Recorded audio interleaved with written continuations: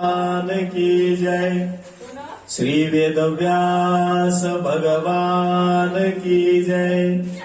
श्री शुकदेव भगवान की जय। पार्वती पते हर हर हर जय जय रघुवीर समर्थ। स्वस्ति श्री गणेशाय नमः। श्री सरस्वती नमः। श्री गुरुभ्यो नमः। नमामि सद्गुरुं शान्तं सच्चिदानन्द विग्रहम् पूर्ण ब्रह्म परानन्दम् ईशमानन्दि वल्लभम्। योऽन्तः प्रवेश मम वा च मिमां प्रसुप्ताम् सञ्जीवयत्यखिल शक्तिधर स्वधाम्ना। अन्यांश हस्तचरण श्रवण त्वगादि प्राणान्नमो भगवते पुरुषाय तुभ्यम्। ॐ पूर्णमदः पूर्णमिदम् पूर्णात् पूर्णमुदच्यते पूर्णस्य पूर्णमादाय पूर्णमेवावशिष्यते। श्री औदुंबर ग्राम स्वर्ग दुसरे भासे जना भुवरी।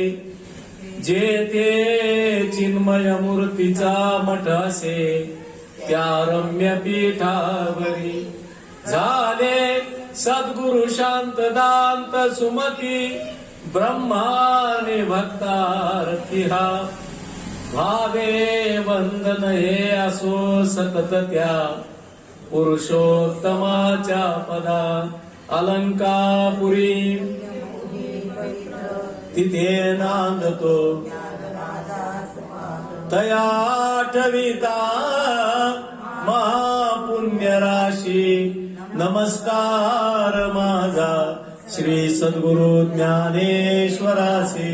पुंडलिक वरदा हरी विठ्ठल श्री ज्ञानदेव तुकाराम पंढरीनाथ भगवान की जय। माऊली ज्ञानेश्वर महाराज की जय। जगद्गुरु तुकाराम महाराज की। पार्वती पते हर हर हर महादेव। जय जय रघुवीर समर्थ। हरे राम राम राम हरे हरे। हरे कृष्ण कृष्ण कृष्ण हरे हरे।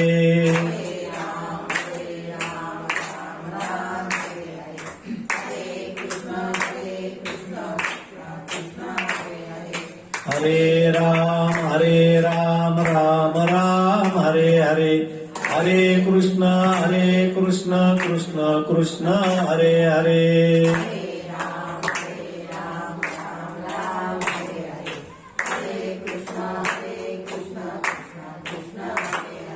हरे राम राम हरे हरे।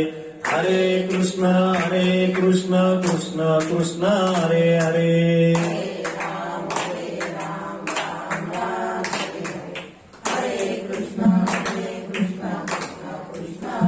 पुंडलिक वरदार विठ्ठल श्री ज्ञानदेव गोपाल कृष्ण भगवान की जय। कात्यायनी महामाये महायोगिन्यधीश्वरी। नंदगोप सुतन देवी पति मे कुरुते नमः। आनंद कंद सच्चिदानंद समर्थ सद्गुरु भगवान श्री नागोबा देवताच्या सानिध्यामध्ये गेल्या 6 दिवसापासून या ठिकाणी आपण भागवतीय तत्वज्ञानाचं चिंतन करतो आहोत। राजा परीक्षितीला शाप झाला आणि शाप झालेल्या राजा परीक्षितीनं श्रीगुरूची शरणागती स्वीकारली आणि राजा परीक्षितीला शुकदेवजी भगवंताने सांगितलं, अरे सगळं गोकुळ प्रभुमय झालं. प्रत्येकाच्या मनामध्ये प्रभू प्रेमाचा उदय झाला आणि ज्यावेळेस आमच्या जीवनामध्ये प्रभू प्रेमाचा उदय होतो त्यावेळेस आमचं चिंतन फलित होत असतं. चिंतन कसं व्हावं? फलित व्हावं. आणि फलित महत्वाचं असतं, फळ महत्वाचं असतं, फायदा महत्वाचा असतो. फायदा महत्वाचा आहे आणि जोपर्यंत फलित होत नाही तोपर्यंत उपयोग नाही.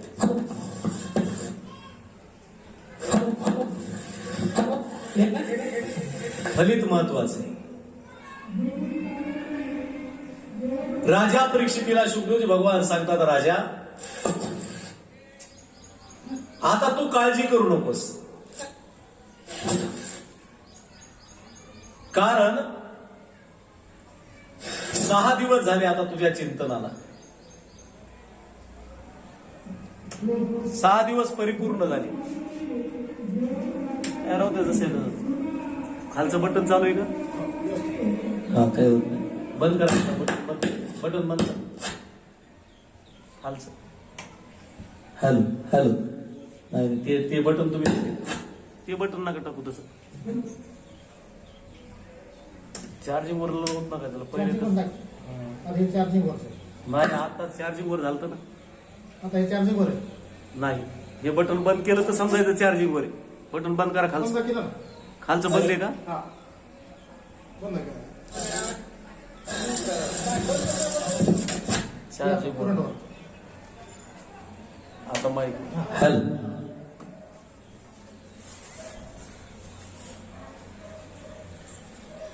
प्रभुमय सगळ्या गोपिका झालेल्या आहेत. अवस्था कशी आहे गोकुळची? हरिने माझे हरिले चित्त, हरिने माझे हरिले चित्त,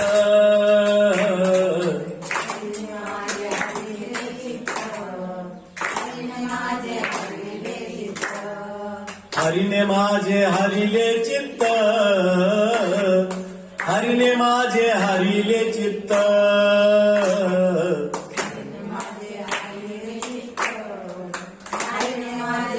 हरिले माझे हरिले चित्त, भार वित्त विसरले. ही काय जीवाची अवस्था आहे?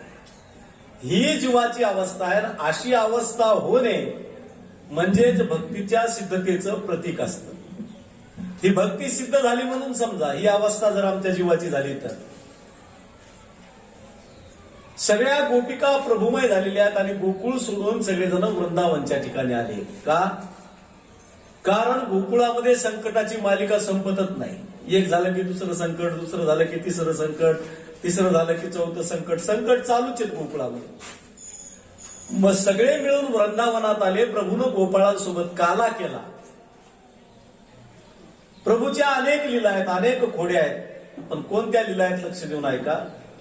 प्रभूनं डेरा फोडला. कशाचा डेरा फोडला? तर दंभाचा डेरा फोडला. आमच्या दंभाचा डेरा फुटला पाहिजे. माणूस मरुस तर म्हणतो मीच. हा दंभ आहे का नाही आमच्या ठिकाणचा? हा दंभ गेला पाहिजे. दंभाचा डेरा फोडला. डेरा फोडीला दंभाचा कुलूप तोडिले मायेचे. मायेचं जे कुलूप आम्हाला बसलेलं आहे ते कुलूप तुटलं पाहिजे. शिंके मोडिले अविद्येचे. ह्या चोऱ्या केल्यात प्रभूने. तो चोरी करतो, पण कशाची चोरी करतो? तर नमामि चित्त चोरकम. चित्ताची चोरी करतो प्रभू. त्याने चित्ताची चोरी केली. होती क्रोधाची आडगळा. जी आडगळा आहे ना, आगळ लावतो आपण, ती कशाची आहे? क्रोधाची आहे. ती बाजूला गेली पाहिजे. आणि ती जोपर्यंत बाजूला जात नाही तोपर्यंत आम्ही काल्याचे अधिकारी होत नाही. संचित हे शिळे लोणी त्याची केली धुळदानी.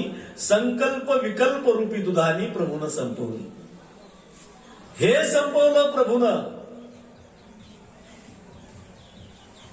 हे संपवल्याशिवाय आमच्या जीवनामध्ये काला कसा होईल बरं?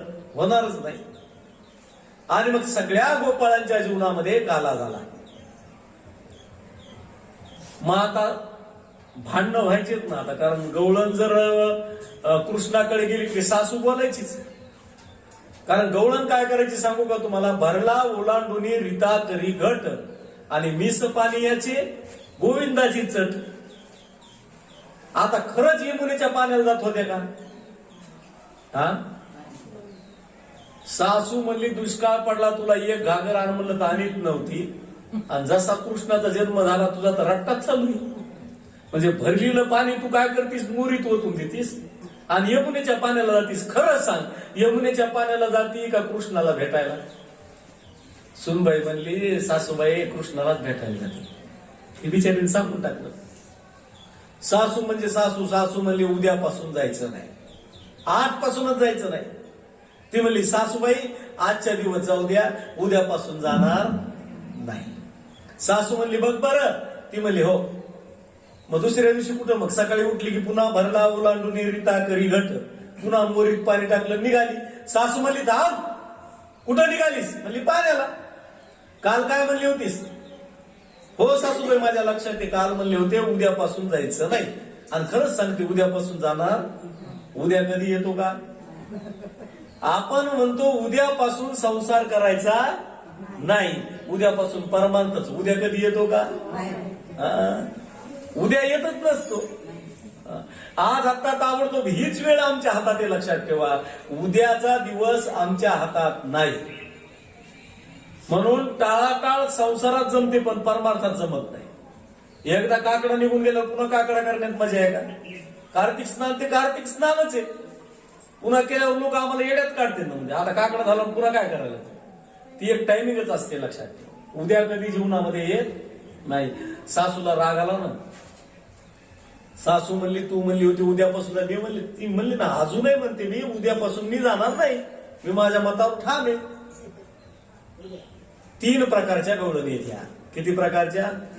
कोणी सुना, कोणी लेकी, कोणी एकी स्वतंत्रा. स्वतंत्रा म्हणजे सासू, सून आणि लेख, या 3 जणी गवळणी. आणि तिघींचं चित्त हरण केलं होतं प्रभूनं, तिघीला. लेख म्हणजे उपासना, सून म्हणजे कर्म आणि सासू म्हणजे ज्ञान. या 3 प्रकारच्या गवळणी त्याचं आध्यात्मिक चिंतन आहे. उपासना म्हणजे लेख, अर्ध स्वातंत्र्य अर्ध पारतंत्र्य. कर्म म्हणजे सून, कर्म पूर्ण पारतंत्र्यात असतं. आणि ज्ञान स्वतंत्र असतं. सासू हो ती काय कोणाला विचारी, ती का काय निघाली थैली पिशवी की निघाली, तिला कोण विचारणार आहे? कोणी म्हणतं का सासूबाई कुठं चालला? कारण ती सासू आहे ना, पूर्ण ज्ञान आहे ना, पूर्ण ज्ञान. तिला होई म्हणायचा अधिकार आहे, नाही म्हणायचा अधिकार आहे. आपल्याला आहे का अधिकार? अजिबात अधिकार नाही. कारण कर्म पारतंत्र्यात असतं. अशा तिघींनाही वेळ लावलं होतं कृष्णाने. पण मर्यादित स्वातंत्र्य असल्यामुळं सासू एकदम कृष्णाकडे जाऊ शकत नव्हती. भांडणं काढून जाता येत होतं तिला. आता मला खरं सांगा, ही सुनाला भांडायली का सुनाच्या भांडणाच्या निमित्तानं कृष्णाला पाहायला चालली? हा, त्यालाच पाहायला चालली ना. म्हणजे दोघींना काय पाहिजे? कृष्णच पाहिजे. पण दोघींची पद्धत वेगवेगळी. मग सासून सुनाचा हात धरला, म्हणली चल बरं त्या यशोदेकडे. पाहतेच कशी जाते उद्यापासून तू, चल यशोदेकडे. आणलं ना उडी, तर तर तर कुठून ताकद येते म्हाताऱ्याला, कुठून नाही. काय भांडायचं म्हणलं की भालता जोर. आपा याला काय पेट्रोल लागत का काय? आता 110 रुपये लिटर झालंय, फुकटच ना भांडण. भांडायला कुठून पेट्रोल डिझेल लागत होय? निघाली ना म्हातारी तर तर तर सुनाच्या पुढे. काय जोर भांडायचा. आवाज दिला यशोदे. यशोदा आली, तिच्यासोबत कृष्ण आला. कृष्णाला पाहिलं की म्हातारी पाहतच राहिली त्याच्याकडे. यशोदा म्हणली बाई भांडायला आली मी, माझ्या लेकराकडेच पाहायला लागली. म्हातारी जवळ गेली, म्हणले हे म्हातारे भांडायला आलती तू? हा. मग तिच्या लक्षात आलं, आधी पाहून घेतलं कृष्णाला आणि मग भांडली. आवरी आवरी आपुला काना ग यशोदे यशोदे यशोदे. आवरी आवरी आवरी आवरी आवरी आपुल्या काना यशोदा म्हणली काय झालं? नाशियेल्या आमच्या सुना, बिघडून टाकले त्याने आमच्या सुना. अजूनही लाज नाही तुझी मना. कोणाला म्हणाली? अजूनही तुझी तुलाच गोड वाटे काना काना काना नाशियेल्या आमच्या सुना. यशोदा म्हणली त्यांनी काय केलं ते तर सांग. आपण खातो दही दूध लोणी, आपण खातो दही दूध लोणी, हात पुसितो सुनेच्या मुखा लागुनी. इतका लबाडे हात. स्वतः दही दूध तूप लोणी खातो ना, हात कोणा तोंडाला लावितो? आमच्या सुनबाईच्या. मग आम्ही सुनबाईला भांडतो. इतका लबाडे तुझा कृष्ण. आता एक भांडायला गेली की दुसरीला जोर आला ना, कोणतरी जायला पाहिजे ना सुरुवातीला. कारण एकदा भांडायला एक जण गेले की मग प्रत्येक जण येत असतं भांडायला. मग दुसरी गवळून आली, ती म्हणली ही भांडायली तर आपण हात धुवून घ्या. यशोदा म्हणली तुझं काय झालं? ती म्हणली काय सांगू, यशोदेचा खट्याळ कान्हा बाई ग, खोड्या करीतो कराग काही. तुझा कृष्ण फार खोड्या करतो. काय केलं? एका दिवशी ग केली याने गमत, माझ्या पनगावर सोडलं मुंगस. यशोदा म्हणली काय? एका दिवशी ग केली याने गमत, माझ्या पनगावर सोडलं मुंगस. भर रस्त्यावरी सोड जाऊ दे हरी, यशोदेचा खट्याळ कान्हाबाई ग, खोड्या करीतो कराग काही. आता दुसरी भांडायला गेल्यावर तिसरीला आपोआपच जोर आला. आता एकदा भांडण म्हणल्यावर काय, तुझं काट किती खराब आहे सांगायला सगळेच येतात. मग एकदा भांडण आले की तिसरी आली. यमुनेच्या काठी घडा फोडीला, ऋतला पायी काटा कानान काढीला. म्हणजे तुझं काय झालं सांग बरं? निजले मी होते निज मंदिरी, अवचित आला तुझा मुरारी. हे काय झोपू देतो का आम्हाला? अवचित आला तुझा मुरारी, हात सोड माझा पदर उडाला, ऋतला पायी काटा कानानी काढीला. इतका लाभारी. आता काय 5-6 जणी झाल्या भांडायला. यशोदा एकटीच पडली. पण यशोदा म्हणजे यशोदा होती. कृष्ण नुसतं गपचूप. त्याला माहिती आता हे सगळं मिटणारी आई आहे, आपल्याला काय लोक भांडायचं, आपण काय नादी लागायचं नाही. ते गपचूप बसलं आपलं विचार. यशोदा म्हणली तुम्ही किती भांडा. यशोदाने काय उत्तर दिलं माहितीये का? बाळ सगुण गुणाच तान ग, बाळ दिसतंय गोजिरवान माझं. बाळ कधी आपल्या लेकराचे भांडणं बाहेर लागले ना, आपण आपल्या लेकराला मारायचं नाही कधी. आपण बांगड्यावर करायचं म्हणायचं, तुझंच लेकरू तसं आहे माझं नाही. आणि आपल्या लेकराला घरात आणून मग मारायचं. आज तुला वाचवलं उद्या वाचवणार नाही. यशोदा म्हणली बाळ सगुण गुणाच तान ग, बाळ दिसतंय गोजिरवान, काय सांगता गाराने गे गोकुळच्या नारी, तुम्ही 12 घरच्या 12 गे गोकुळच्या. याला मग इतकं धीट व्हावं लागतं लेकरासाठी. तेव्हा लेकराचं घडतं भविष्य, नाही तर घडत नाही. इतकं धीट झाली नाही सुद्धा. म्हणली तुम्ही 12 घरच्या 12 गे, जा तिकडं, माझं लेकरू तसं नाहीच. सगळ्याजणी घाबरल्या गेल्या, निघून आपापल्या घरी भांडायला आलेली. येशूदेनं हवाच काढली सगळ्यांची. सगळ्या गेल्या. आता त्या काय खरं भांडायला आलत्या का काय? त्या कृष्णाला पाहायला झाल्या होत्या सगळ्या. असा जाच प्रत्येकीला घरी आहे.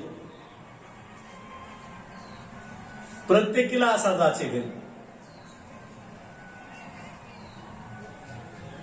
सासू बोलणार, कोणीतरी बोलणार, पण कृष्णाकडे जाऊ देणार नाही. असा जातच आहे. मग या सगळ्या गवळीने विचार केला की असे भांडणं किती दिवस करायचे होय. आणि इकडे गोपाळ वृंदावनाच्या ठिकाणी दूर गेले. खमंग खमंग पदार्थ केले जेवायला. कृष्णानं विचारलं काय केलंय? म्हणले पदार्थ केले. दिवाळीचा सण आहे, इंद्राला नैवेद्य दाखवायचा. कृष्ण म्हणले इंद्राला कशाला? गोवर्धनाला दाखवून म्हणले आपण. मग सगळे नैवेद्य घेऊन कुठे गेले? गोवर्धनाकडे.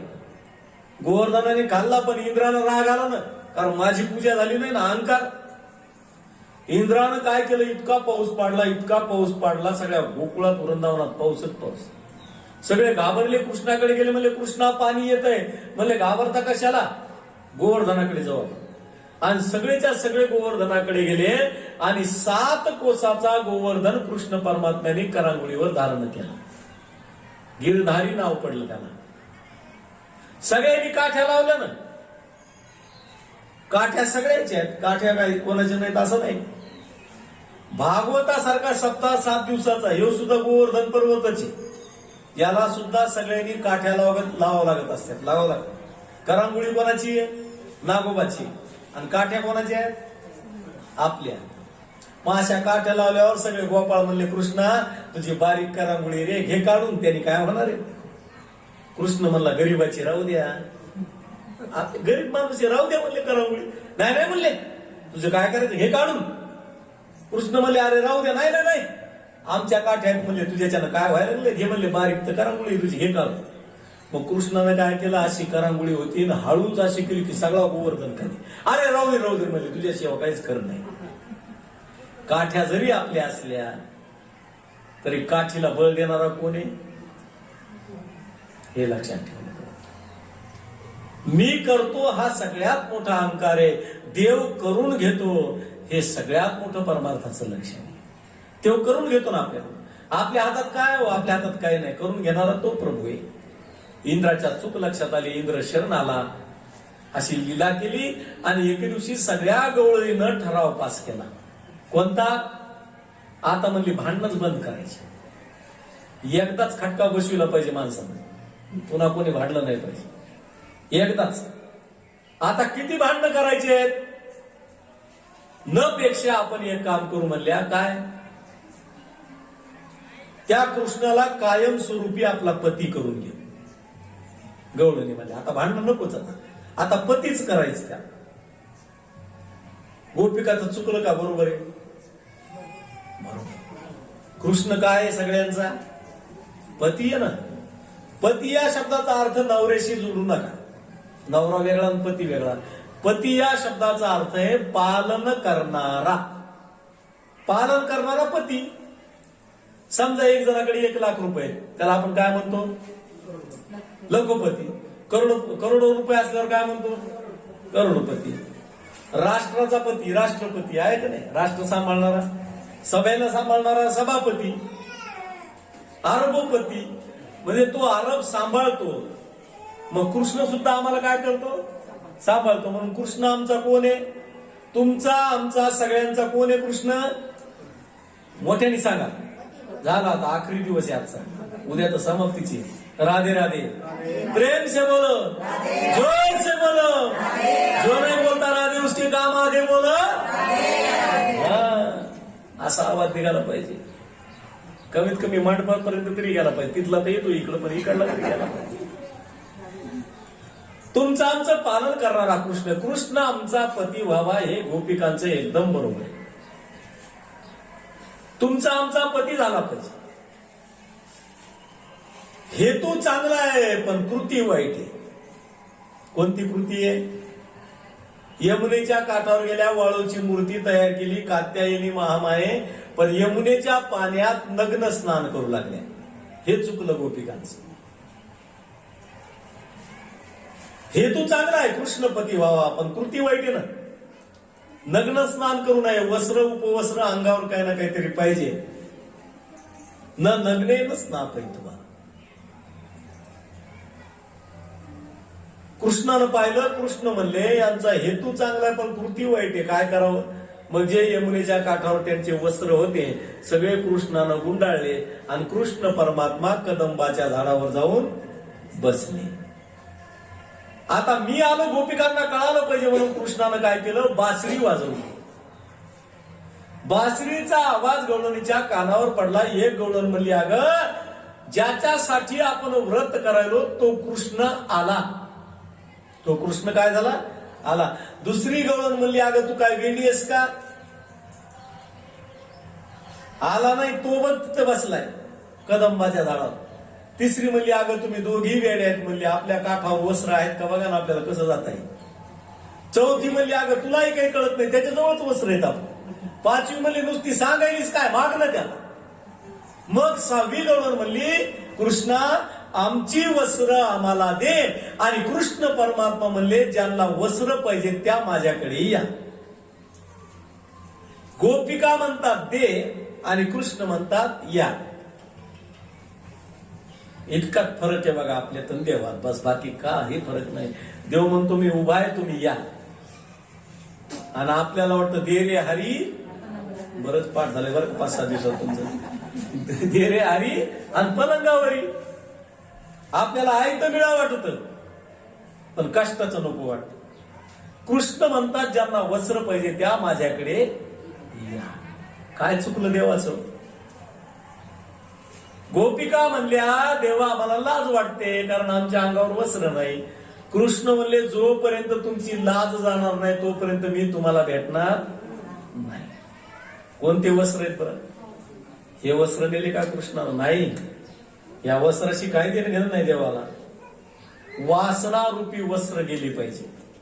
जोपर्यंत आमची वासना जळत नाही तोपर्यंत आमचा परमार्थ होत नाही. वासना जळणं आणि परमार्थ होणं एकच गोष्ट आहे. त्याला जर पती करायचं असेल तर वासना माराव्या लागतील. आणि ज्या क्षणी आमच्या वासना संपतील कृष्ण आमचा पती होईल. गोपिका आर्त आक्रंदन करू लागल्या. कृष्ण म्हणले हात वरे करा. आपण राधे राधेला हात वरे करतो ना, कारण ही शरणागती आहे. असं राधे राधे म्हणताना हात वरे करणं म्हणजे आम्ही तुम्हाला शरण आलो. जसे एखाद्या चोराच्या पाठीमागे पोलीस लावला, त्याने बंदूक जर लावली, पाटील हँडसअप हँडसअप म्हणलं ते काय करतं? हात वरे करतो. मी तुम्हाला शरण आलो. आता मी तुम्हाला शरण आलो.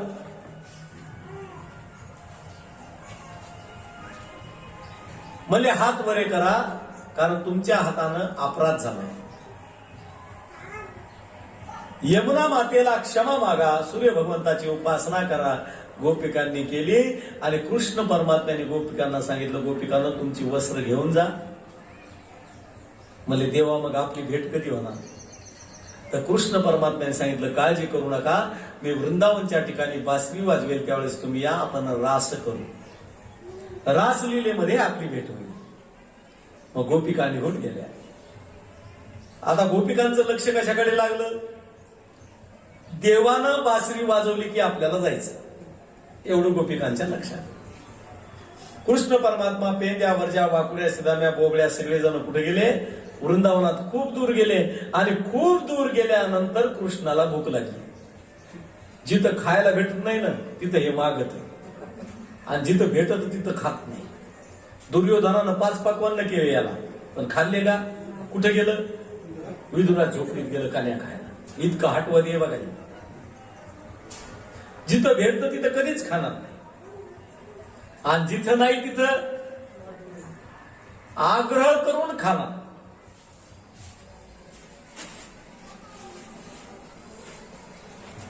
आता पेंद्या म्हणला देवा आता एवढ्या जंगलामध्ये काय भेटणार आहे रे खायला? पण कृष्ण म्हणजे कृष्ण. कृष्ण म्हणले बाजूला यज्ञ चालू आहे, तिथं ब्राह्मण आहेत, आणि जिथं ब्राह्मण राहतात तिथं 2-4 गोष्टी कमी असतात, पण खायची व्यवस्था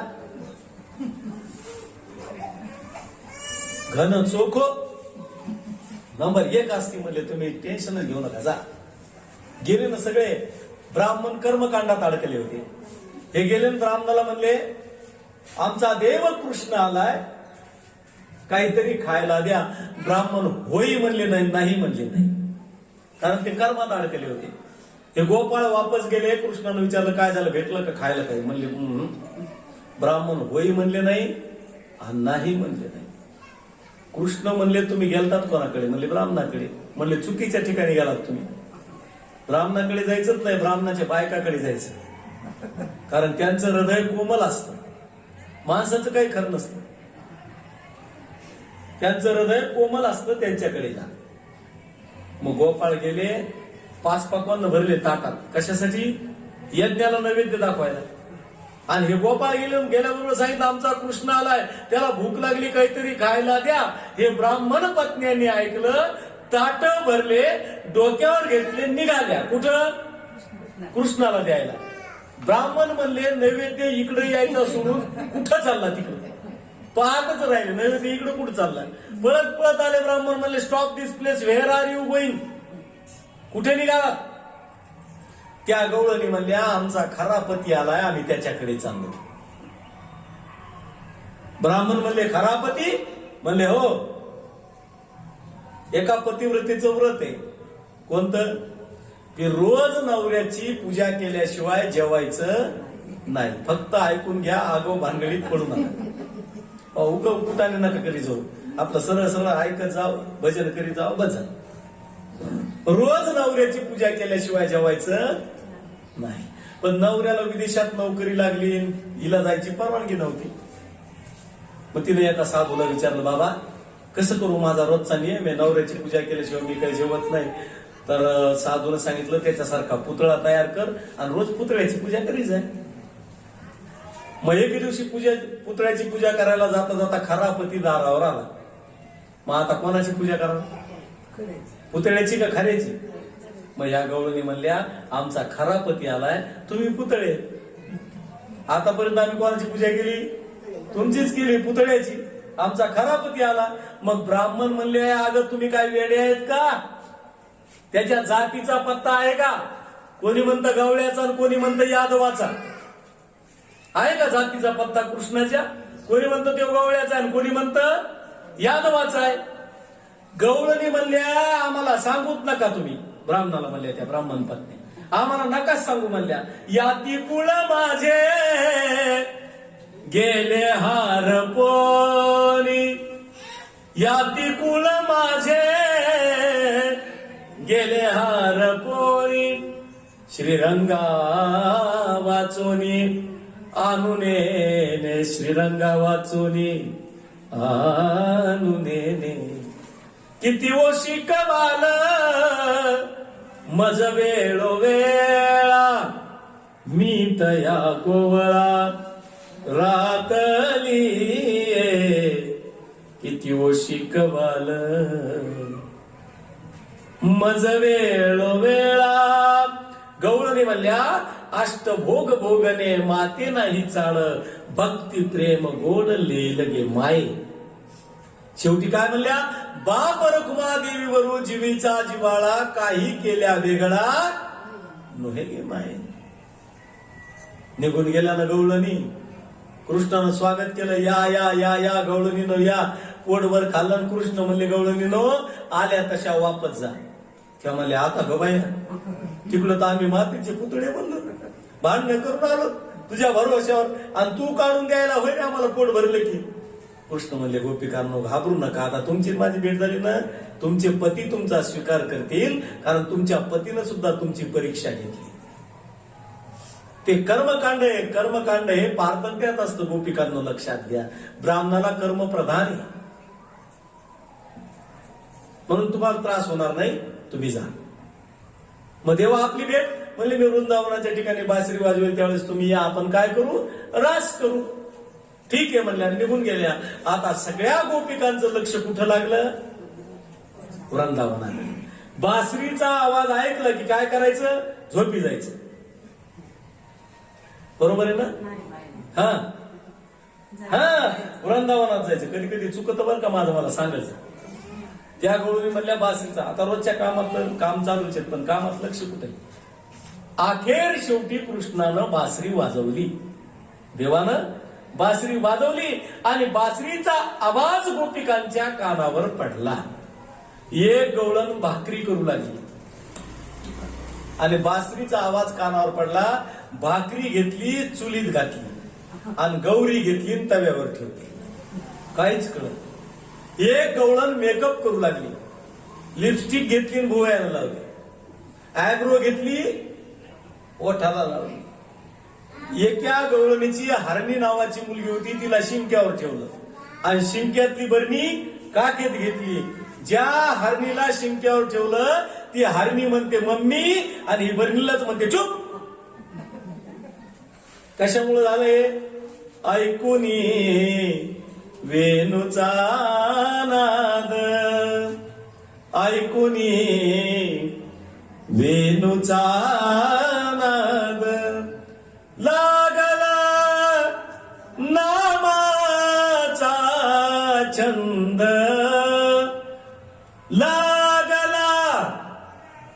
नामाचा छंद ऐकुनी वेणूचा नाद. वेणूच्या नादानं ही अवस्था झाली आणि सगळ्या गोवणी पळत पळत वृंदावनाच्या ठिकाणी गेल्या. कृष्णानं पाहिलं. कृष्ण म्हणले रजन्येशा घोर रूपा घोर सत्वनी सेविता प्रतियात व्रजन्येह स्थेयम श्री सुमध्यमा. आधी म्हणले गोपिकांनो एवढ्या रात्री कशाला आला. आता काय म्हणावं गोपिकांनी. यांनीच सांगितलं होतं ना की वृंदावनात बासरी वाजवली की या. आणि पुन्हा हेच विचारायला कोणीकडे आला. समजा एखाद्याने आपल्याला 12 वाजता दुपारी जेवायला बोलविलं. त्याने सांगितलं आमच्या घरी बोलवायला कोण नाही बरं का, बरोबर 12 वाजता या जेवायला. आपण बरोबर 12 वाजता त्याच्या घरी जाऊन त्याने विचारावं कोणीकडे आलं.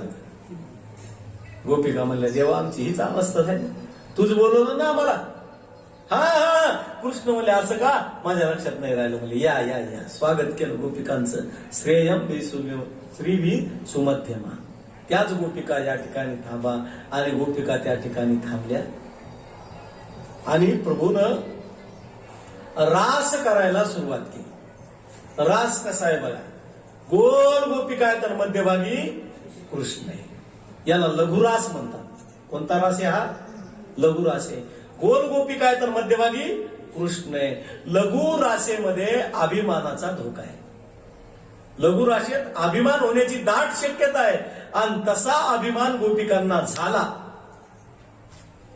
गोपिका म्हणल्या बाई अखेर शेवटी आम्ही कृष्णाला नाचवलं का नाही. आणि हे नको त्याला कळालं. कोणाला. त्याला फार तवाच कळत. न चालणारी नोट कुठं टाकतो आपण. आपल्याला वाटतं देवाला कुठं कळायचंय. देवाला सगळं कळत असतं. तुमचे कर्म सगळे देवाला माहित असतात. उग कोणाला किती लाबाडा बोला पण देवाजवळ न्याय ना. शेवटी न्याय तिथंच आहे. देवाला कळालं गोपिकांना अभिमान झाला आणि देव अंतर्धान पावले.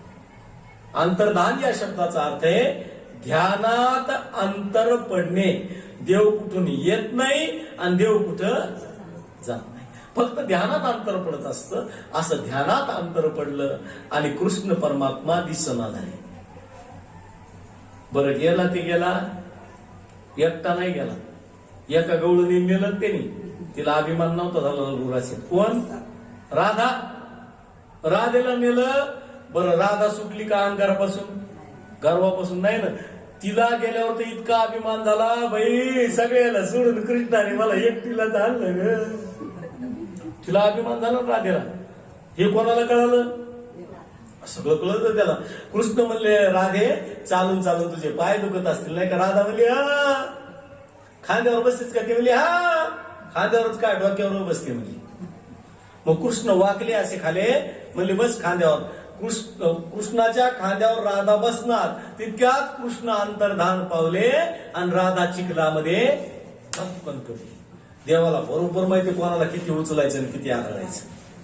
त्याच्याजवळ सगळा न्याय. कोणाला किती उचलायचं आणि कोणाला किती आदळायचं बरोबर माहिती. बाकीच्या गोळूनी पळत पळत आल्या. बाई राधे राधे राधे तुला काय झालं ग. ती म्हणली संसर्गजन्य रोग. तुम्हाला जी बिमारी झाली तीच मला झाली गर्वाची. आणि तुझ्यासोबत तर कृष्ण होता म्हणली. काय सांगू म्हणली. गेला म्हणली मलाही सोडून. मनवेडे मनवेडे मनवेडे रमतची नाही. मनवेडे रमतची नाही. मज कृष्ण भेटवा बाई बाई. कृष्ण भेटवा बाई. कृष्ण भेटवा बाई.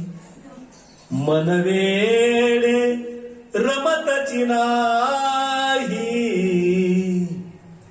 मनवेडे रमतची नाही. मज कृष्ण भेटवा बाई बाई.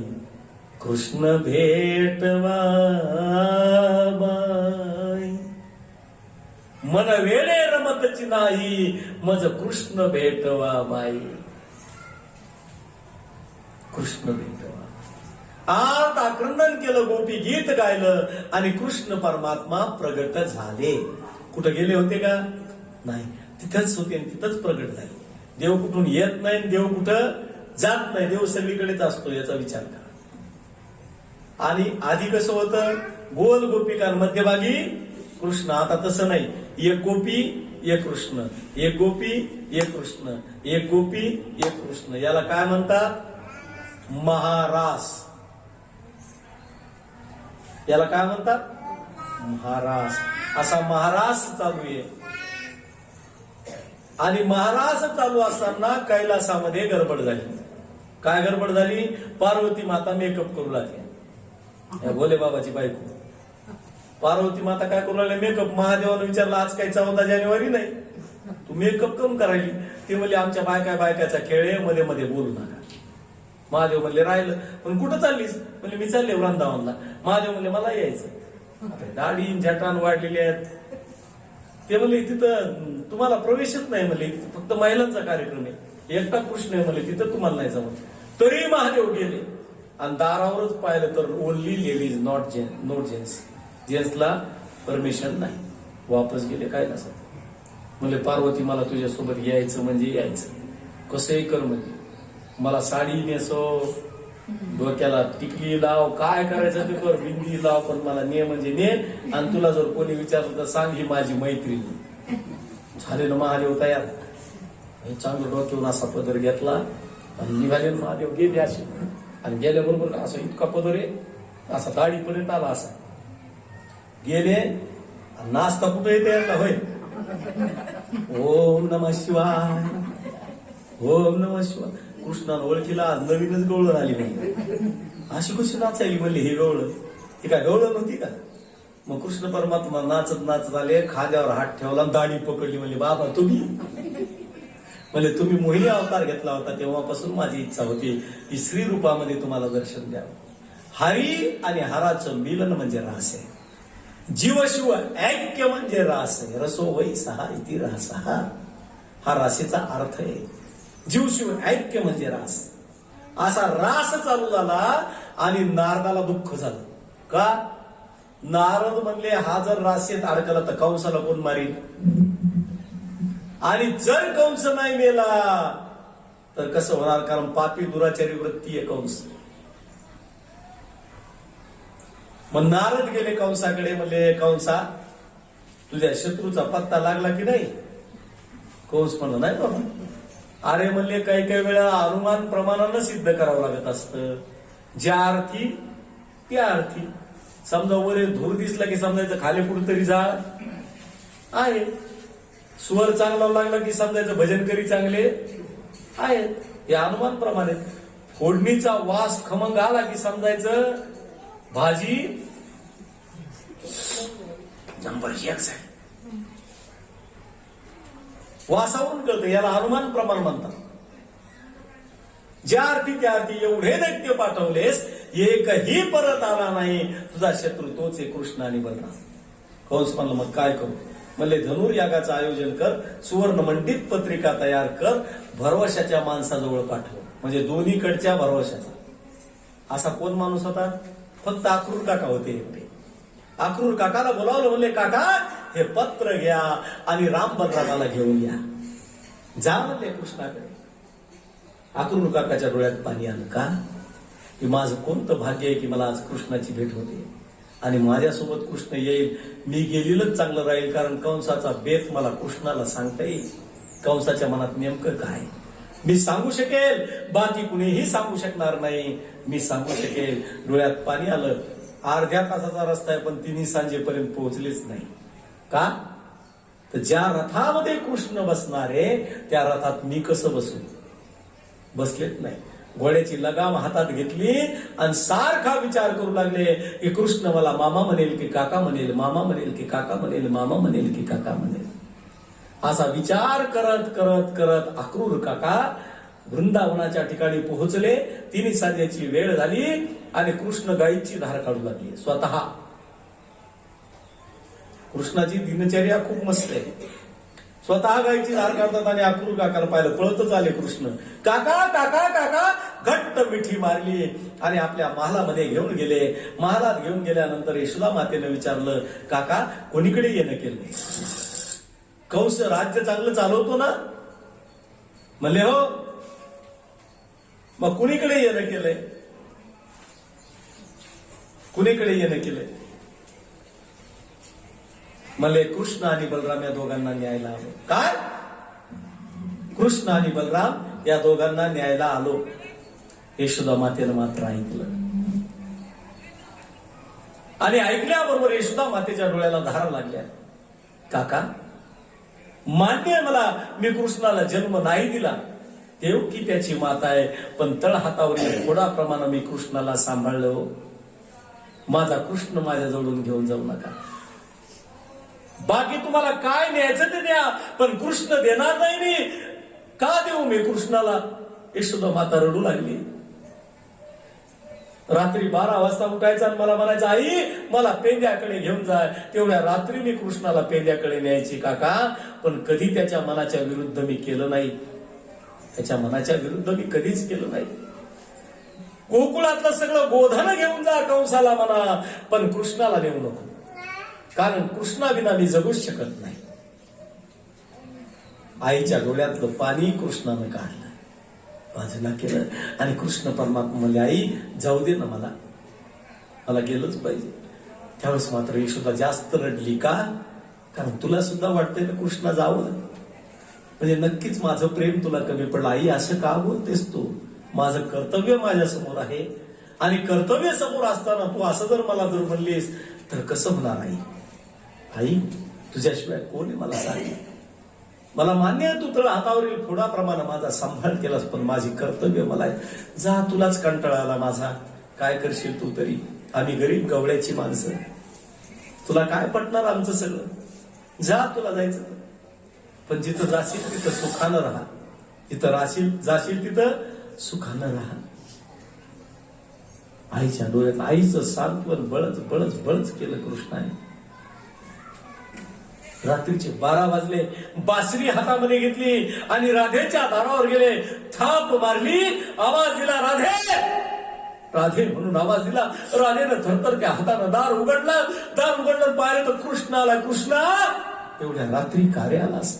त्यावेळेस कृष्ण परमात्मा म्हणाले, राधे माझ्या बासरीचा सांभाळ कर, आता मला बासरी नाही वाजवायची. म्हणजे कृष्ण परमात्मा म्हणले, राधे आता आम्हाला शंख वाजवायचा आहे, बासरी नाही, मी मथुरेला चाललो. राधा म्हणे, काय? तोंडावर हात ठेवला. काय बोलतोस तू? कुणाला सोडून तू मथुरेला जाणार? यशोदा मातेला सोडून जाणार? अरे जिने जीवाच्या पलीकडे तुझ्यावर प्रेम केलं, रात्र रात्र जागून तुझ्या मनातल्या सगळ्या इच्छा पूर्ण केल्या, लोण्याचा गोळा दिला, दही दूध लोणी सगळं दिलं तुला, आणि तिला सोडून तू जाणार? एक सांगू का कृष्णा, कदाचित यशोदा माता सहन करेल, कदाचित मी सहन करेन, पण ज्या गवळणीनं तुझ्या पायी सगळा संसार व्हायला, त्या गवळणी तुला सोडणार नाहीत कृष्णा, तुला सकाळी जाऊ देणार नाही. आणि एक सांगू का कृष्णा, तुला जायचंच होतं तर एवढं प्रेम आमच्यावर कशाला केलंस? करायचं नव्हतं? तुला जायचं होतं ना, मग एवढं प्रेम का केलंस आमच्यावर? का आमच्याशी एवढा धोका देतोयस कृष्णा? जाऊ नको रे कृष्णा, जाऊ नको. तुझ्या बिना आम्ही जगू शकत नाही कृष्णा, तुझ्या बिना आम्ही जगू शकत नाही, जाऊ नको. त्यावेळेस कृष्ण परमात्म्याने राधेची समजूत काढली. सकाळ झाली, बघता बघता सगळ्या गवळणीला कळालं. गोकुळातल्या सगळ्या गवळणी धावत धावत आल्या, सगळ्यांना कळालं. आणि रथ पाहिला अक्रूर काकाचा, गवळणी रडू लागल्या. गवळण म्हणती यशोदेला, कोठे गे सावळा, कारथ शृंगारीला, सांगे वो मजला, अक्रूर उभा असे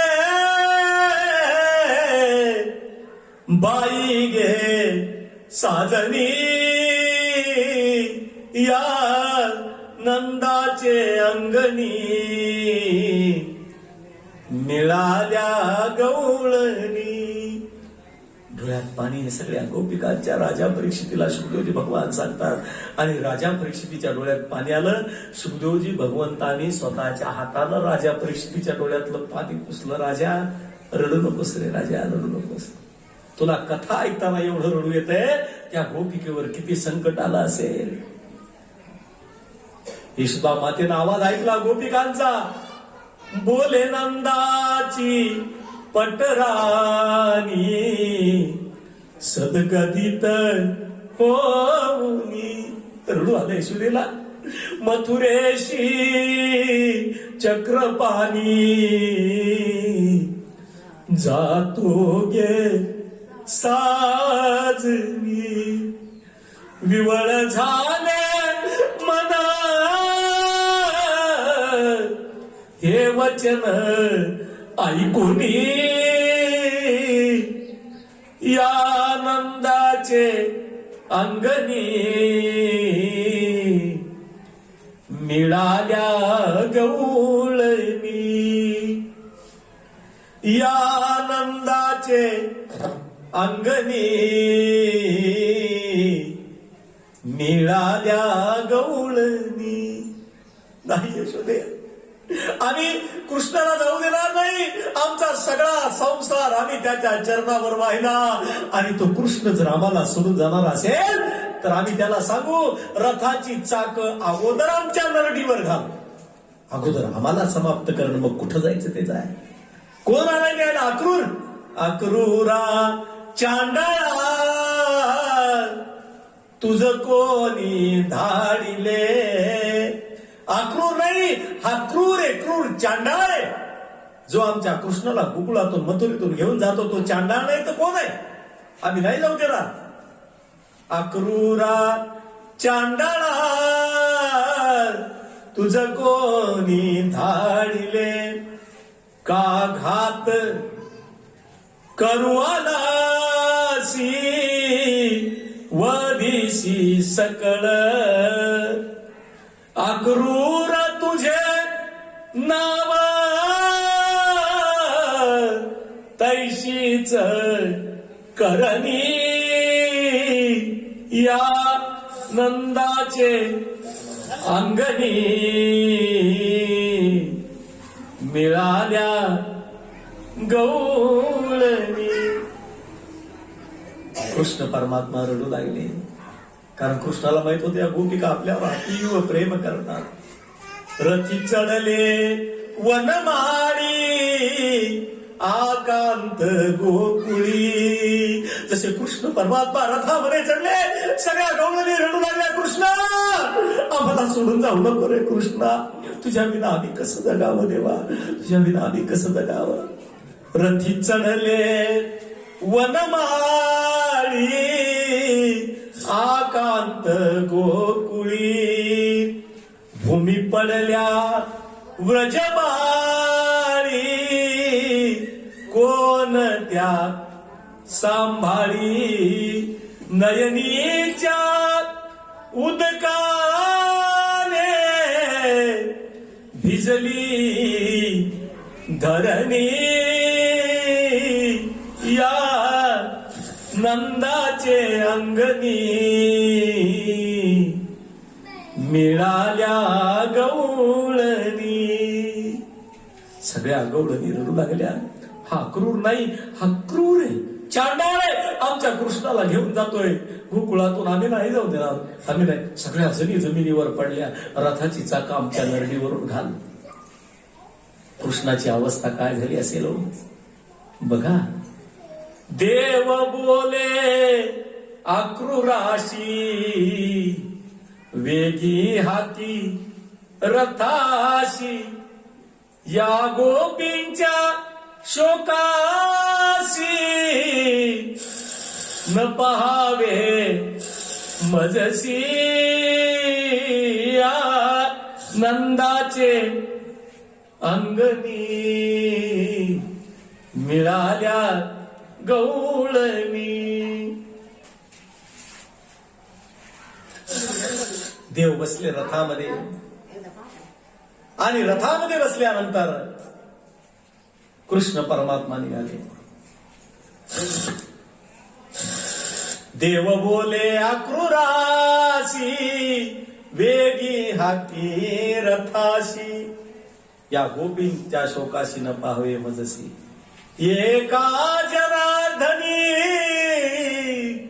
रथ गेला निघुनी, या नंदाचे अंगणी मिळाल्या गवळणी.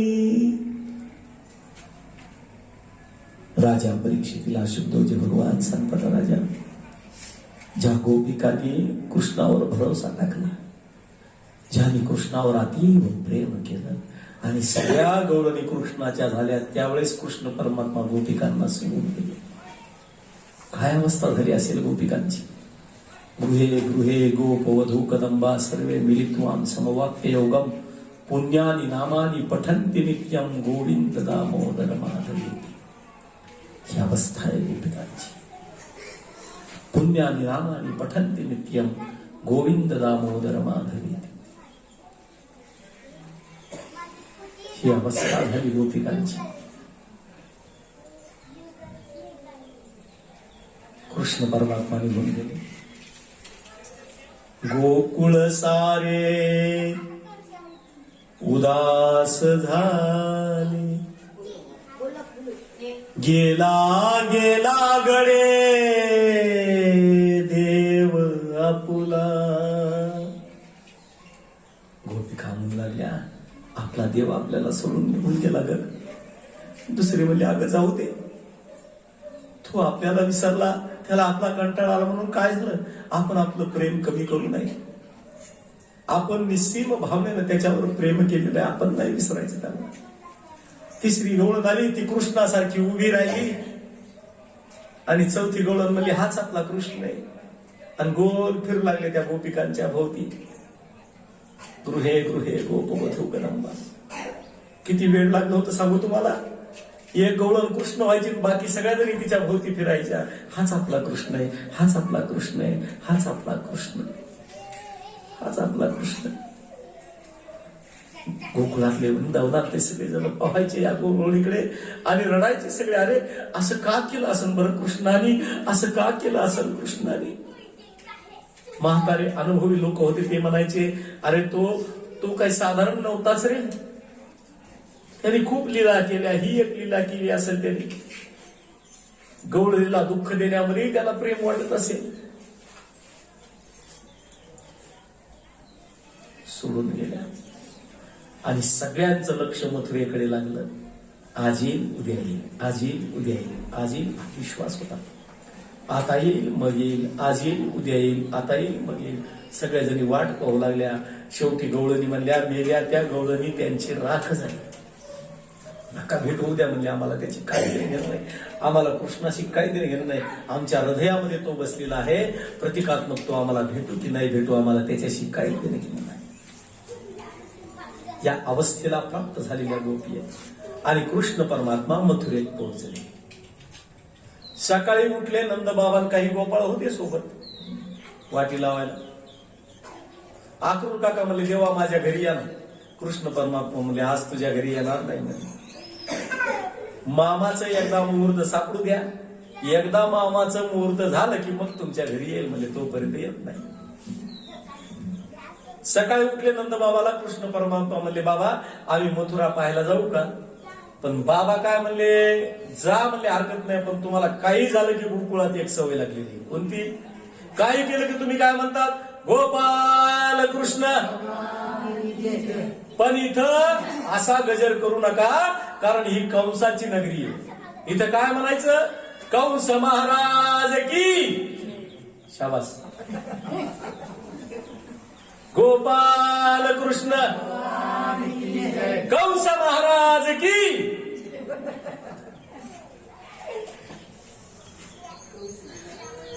पुन्हा नंद बाबा म्हणले, रस्त्याच्या डाव्या बाजून चाला. का.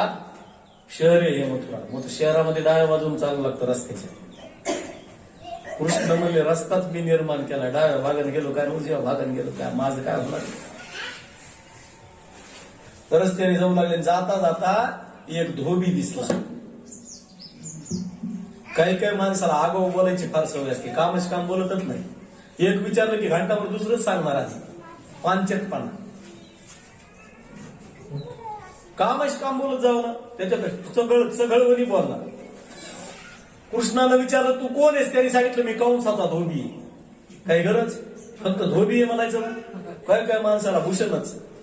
आता याला त्याचा 36चा आकडा कृष्णाला, आणि तो म्हणतो मी कंसाचा धोबी. कृष्ण म्हणजे आम्हाला देन कपडे, आणि काय माणसं नाहीत का.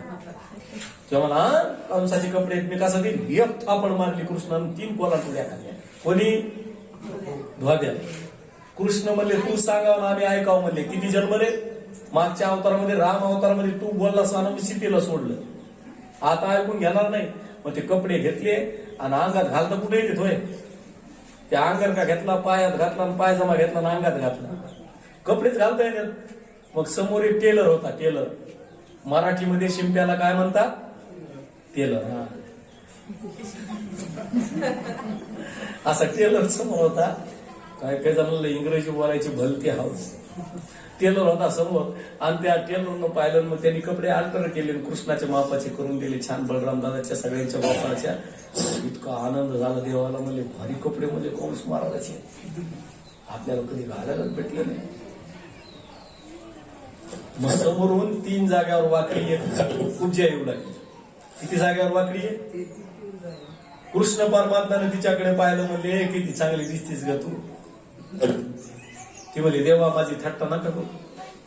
अगं म्हणली तुझ्या शरीराकडे पाहून नाही म्हणलो मी तुला, तुझं मन किती चांगलं आहे, किती सुंदर आहे, आम्हाला गंध लावशील. ती म्हणली हो. तिच्याकडे कंटेनर बॉक्सच होता. तो बॉक्स काढला. म्हणली महाराजाला रोज लावते, आज तुम्हाला लावी. कृष्णाला लावलं कस्तुरी, तिला गमलं लाट पटले वक्षस्थले कौस्तुभ. आणि लावल्याबरोबर प्रभूनं काय केलं, एक पाय तिच्या पायावर ठेवला आणि हलका हलवटीला झटका मारला. ज्याच्या एका हातानं धोबी 3 जागेवर पलटी मारला. कडकड कडकड आवाज झाला. खूप जास्त सरळ झाली एकदम, देवाच्या स्पर्शानं सरळ झाली, सुंदर झाली. ती म्हणली देवा माझ्या घरी चला ना. देव म्हणले सगळ्याच्या घरी जायचं, पण एकदा मामाचा मुहूर्त होत. मामा गेल्याशिवाय कुठंच नाही. आणि मग जे धनुष्य होता तो मोडला प्रभू. कंसाला कळालं. चानूर आणि मुष्टिकाला पाठवलं. पुळ्यापीड नावाच्या हत्तीला पाठवलं. मग दोन्ही दात उपसले हत्तीचे कृष्णानं. रक्ताचे फवारे उडाले. मधुराधिपते रखिलम मधुरम. आणि कृष्ण परमात्म्याने बलराम दादाला सांगितलं दादा आता आपल्या जीवनात राजकारण सुरू झालं. राजकारणात काय करायचं, हसते रहो और लोगों के गले. कृष्ण परमात्मा म्हणले दादा आता नांगरानं ओढायचं आणि मुसळीनं हाणायचं. म्हणले एवढंच करायचं. चानूर आणि मुष्टिकाला मारलं. कंसानं कृष्णाला पाहिल्याबरोबर 3 झटके आले त्याला, पहिला, दुसरा आणि तिसरा. म्हणते तर 3 अटॅक केल्यावर माणूस काय होतं. कृष्णाला एकदाच आले 3 झटके कंसाला. कृष्णाला पाहिल्याबरोबर आले आणि कंस मामा समाप्त झाले. गोपाला गोपाला रे कंस मामा मेला.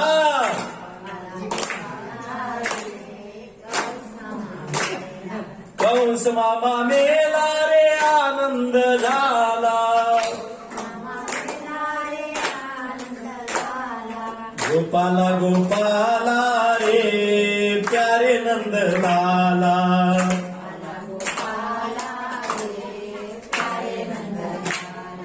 प्यारे नंद लाला रे मोहन मुरली वाला.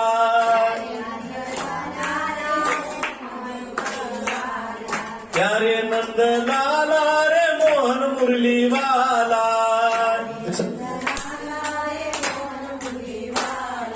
गोपाला गोपाला रे प्यारे नंद लाला. गोपाल कृष्ण भगवान. आस्ती आणि प्राप्ती जरासंधाकडे गेल्या आणि जरासंधानं शत्रूची संघटना बनवली आणि 13 वर्ष प्रभू मथुरेत राहिले. किती वर्ष, 12 वर्ष गोकुळ वृंदावनात राहिले, 13 वर्ष कुठे राहिले, मथुरेला. पण 13 वर्षामध्ये कृष्णानं गयामावशी 17 महायुद्ध केले. किती? 17 महायुद्ध. किती संकट आहे देवावर. आपल्याला वाटतं आपल्या इतकं दुःख कोणालाच नाही. आणि आपल्याला राग कशाचा येतो माहितीये का? आता कशाचा येईल गॅरंटीच नाही. काही काही जणांना राग. माझ्या दारावून गेली भागवत ऐकायला पण आवाज नाही गेला. 2-2 दिवस उसती. मी उद्या जाईल पण तिला आवाजच नाही त्याला. ह्याच्यात काय मोठे मला नसल लक्षात राहिलं. माणसाजवळ कसा स्वभाव, क्षमाशील स्वभाव असा. नसल लक्षात राहिलं, विसरली असं काय फरक पडतो. आपण जाऊ दुसऱ्या दिवशी तिच्याकडे, चल म्हणावं. पण इगो आमचा तो. राजा परीक्षितीला शुद्धोजी भगवान सांगतात, राजा 17 महायुद्ध केले प्रभू. 18व्या वेळी जरासंध आला. किती वेळी? 18व्या वेळी काल यवन पाठीमागे लागला आणि कृष्ण परमात्म्याने द्वारका निर्माण केली. मुचकुंदानं काल यवनला जाळून भस्म केलं. कृष्ण परमात्मा कुठे गेले? द्वारकेत गेले. द्वारिकाधीश भगवान की द्वारकेत गेले आणि एका शुभ मुहूर्तावर रैवत नावाचा राजा आहे, त्याची रेवती नावाची कन्या आहे, तिच्यासोबत बलराम दादाचा विवाह झाला आणि गोपाल कृष्णाची लाईन क्लिअर झाली. कारण मोठ्या भावाचं लग्न झालं की लहान भावाची लाईन. आता तसं राहिलंच नाही. आता कोणाचं कधी व्हायलंय. आधी कधी कधी लहान भावातच व्हायचं, मोठ्या भावाचं झालं तर व्हायलंय, नाही तर कायम मुंजा. आजकाल सगळ्या क्वालिटीचे मुंजे भेटायला गायामावशी शनिवारी. अडचणच नाही काही. 8 वर्षाचे 10 वर्षाचे मुंजे नाही भेटले. 40 वर्षाचे 45 यायला तुम्ही 60-60 वर्षाचे मुंजे सांगितले होते जेवायला. आई म्हणली माणसं कशाला बोलविलेच घरी. मी म्हणलं माणसं नाही की मुंजे काय साधेत का बिगर लग्नाची मुंजेच माणसं बोलली आहे. काय करणार त्याला नाविलाची. कृष्णाच्या लग्नाची तयारी. कौंडण्यपुराच्या ठिकाणी रुक्मिणी आहे. नारदानं लहानपणी सांगितलं होतं रुक्मिणीला की तुझ्यासाठी कृष्णच पती आहे. कोणता पती आहे? कृष्णच. तेव्हापासून रुक्मिणीनं कृष्णाला आपला पती मानला. आपला पती मानला.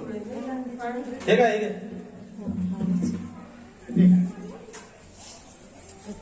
कृष्णाला पती मानलं रुक्मिणी. पण रुक्मिणीचा मोठा भाऊ रुक्मेय. रुक्मिणीनं काय केलं? शिशुपालासोबत लग्न जमविलं.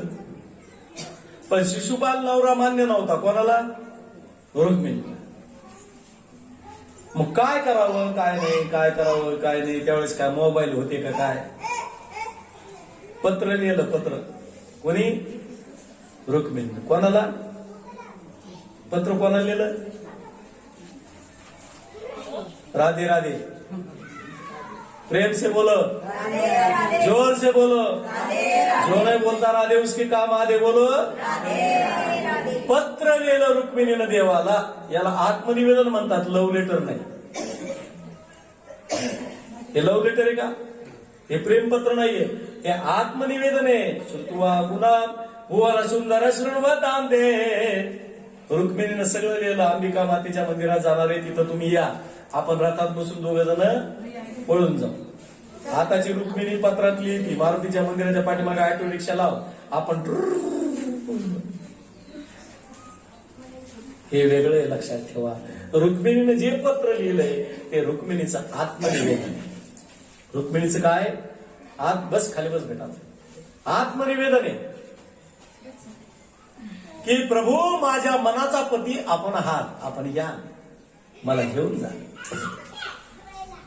सुदेव ब्राह्मणानं पत्र नेऊन दिलं. इकडं मैत्रिणी आल्या म्हणले आवरण रुक्मिणी. शिशुपाल गुडघ्याला बाशिंग बांधून आलाय, लवकर आवर, साडी नेस साडी नेस. रुक्मिणी म्हणली कसा ग बाई हरी विन धीर धरू. कसा ग बाई हरी विन धीर धरू.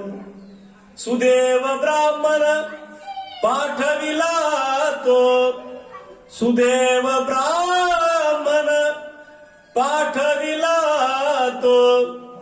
येईना काय करू सखी ग येईना काय करू कसा ग बाई हरी विन धीर धरू रुक्म्या बंधू शिशुपाला ते देतो काय करू सखी ग देतो काय करू कसा ग बाई हरी विन धीर धरू कसा ग बाई हरी विन धीर धरू.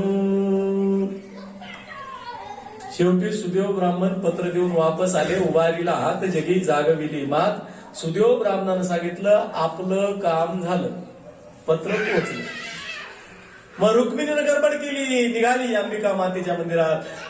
4 घोडे लावले रथाला. दारुकाला सांगितलं आता फास्ट जायचं म्हणले आपल्याला, आणि रुक्मिणी बरोबर लग्न करायचं. आणि रथ वाऱ्याच्या वेगानं आला ना अंबिका मातेच्या मंदिराजवळ. 2 प्रदक्षिणा मारल्या आणि 3री प्रदक्षिणा मारता मारता रुक्मिणीनं हातात हात दिला कृष्णाच्या. आणि जसा हातात हात दिला रुक्मिणीला कृष्ण परमात्म्याने नेलं. इकडं नुसता गर्दा उठला, भागो बघाया भागो बघाया भागो बघाया. कोणी कोणाला पळविलं काहीच कळलं नाही. नुसता एकच कलमा, भागो बघाया.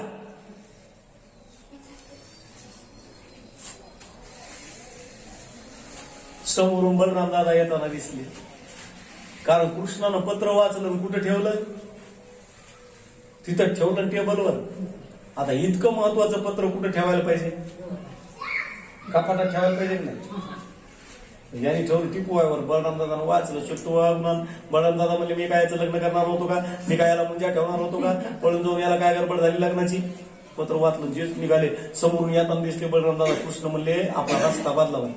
रस्ता बदलला, रुक्मिणी सोबत लग्न लावून घेतलं. बलराम दादा आले म्हणले कृष्णा काय केलंस, शोभत का तुला हे, पळून जाऊन लग्न केलं, मी का तुला मुंजा ठेवणार होतो का, कळत नाही तुला. कृष्णानं बाजूला नेलं दादाला. म्हणले दादा कमीत कमी बायको समोर तरी बोलू नका, हातात लग्न झालंय माझं, तिलाही सवय लागेल असंच बोलायची. मग दादा म्हणले वा वा वा छान केलंस कृष्णा. म्हणजे आधीच असं बोललं असतं तर काही बिघडलं असतं.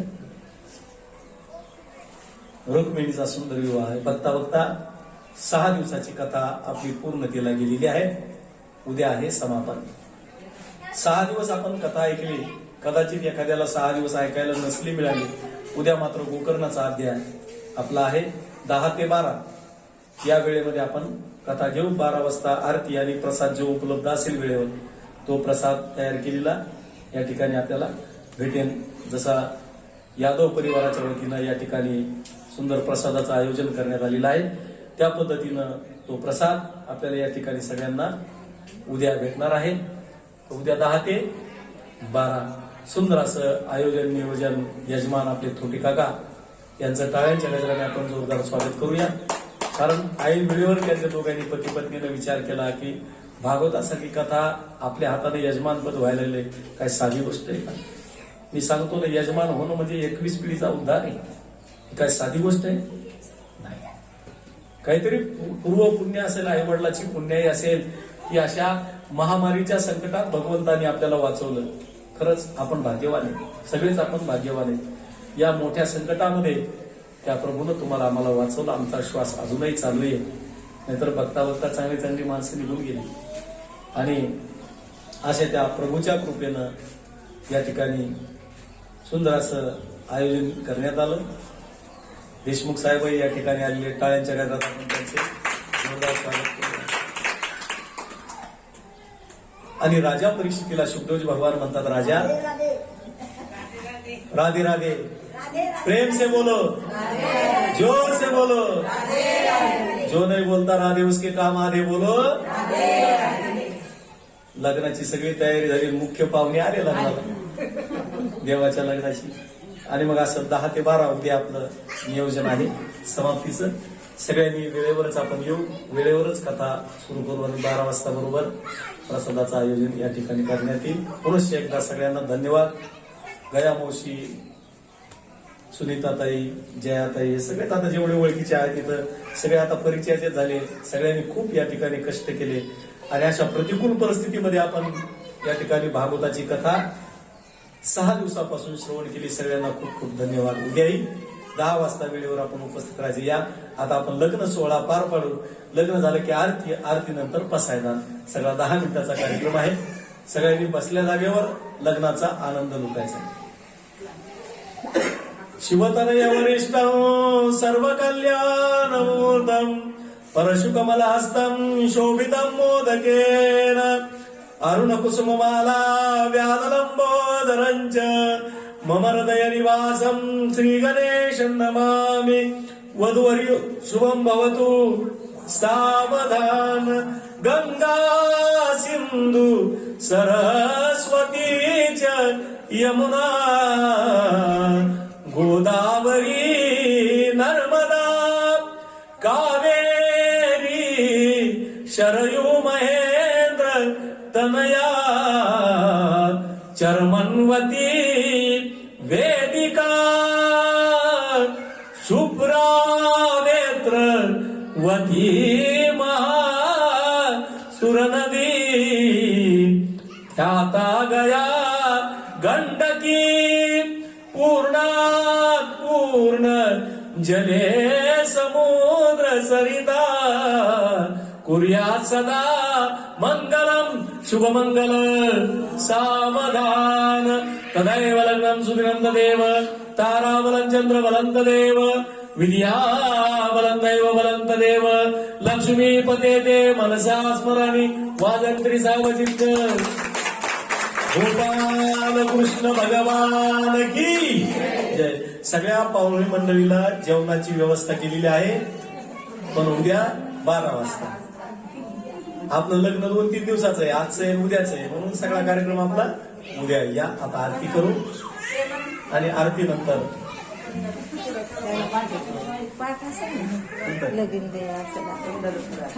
या पंढरपुरात काय वाजत गाजत काय वाजत गाजत सोन्याचं बाशिंग लगीन देवाचं लागत.